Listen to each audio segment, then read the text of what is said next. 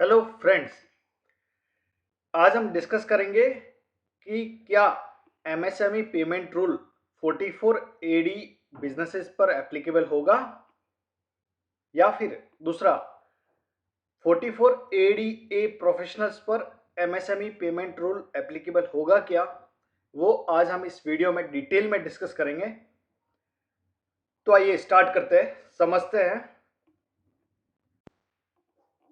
Section 43 B clause H, जिसमें provisions दिए हुए हैं फॉर एमएसएमई पेमेंट्स के रिगार्डिंग। ठीक है, तो सेक्शन 43 बी एच में क्या लिखा हुआ है कि certain deductions to be allowed on actual payment basis, जो लिखा हुआ है अंडर सेक्शन 43 बी में, notwithstanding anything contained in any other provision of this act a deduction otherwise allowable under this act in respect of, जिसमें clause number H insert हुआ है by finance act 2023 में, जिसमें लिखा है कि any सम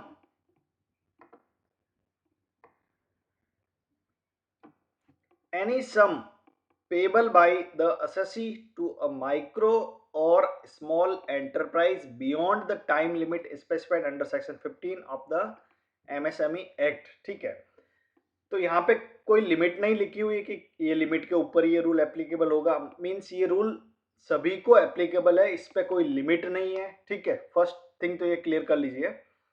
दूसरा, ये आपको डिडक्शन तभी मिलेगा जब आप एक्चुअल पेमेंट कर देंगे। अभी इसमें इंटरेस्टिंग पॉइंट ये है कि सेक्शन 43 बी में एक प्रोविजो है जो रिलैक्सेशन देता है कि आपका जो एक्सपेंसेस है, जो भी परचेज है या एक्सपेंसेस है, ठीक है, वो आपने अगर 31 मार्च के बाद up to due date of return filing तक अगर आप पेमेंट कर देते हैं, उस केस में भी आपका वो expense under section 43 B allow हो जाएगा।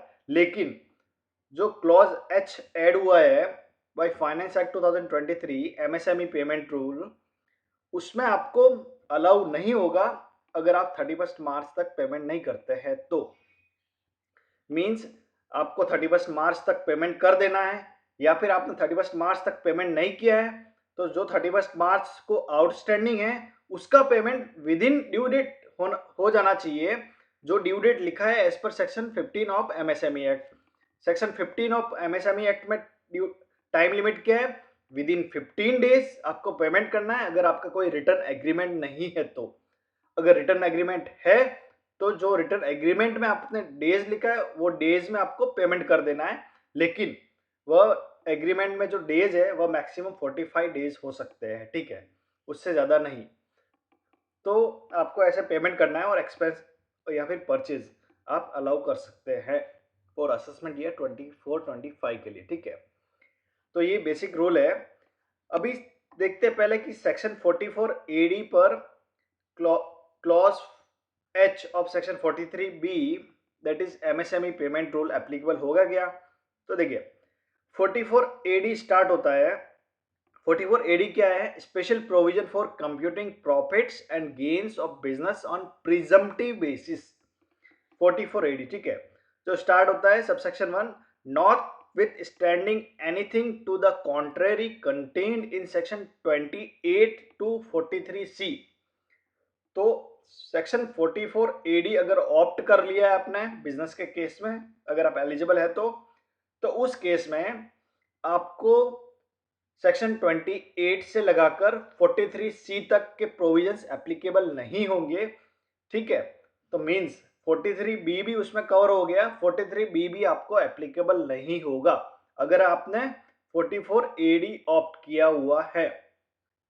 ठीक है, for computing profit and gains of business on presumptive basis. तो इसमें 44 AD में टर्नओवर का लिमिट क्या है? 2 crore.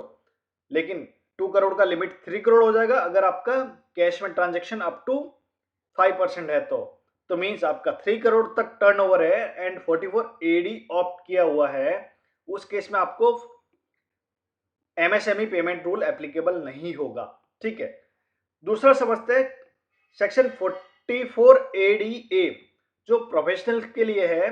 Special provision for computing profits and gains of profession on presumptive basis, section 44 ADA। तो ये भी स्टार्ट होता है not with standing anything contained in section 28 to 43C। तो ये भी एक्सक्लूड कर देता है सेक्शन 43B को।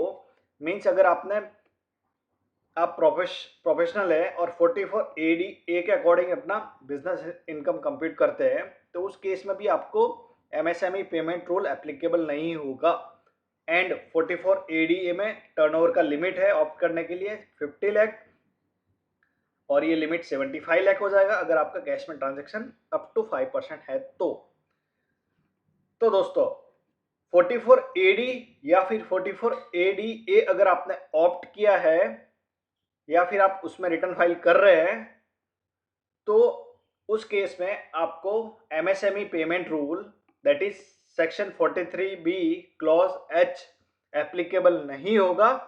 ठीक है, तो आई होप ये इंफॉर्मेशन आपके लिए यूजफुल होगी। Thank you.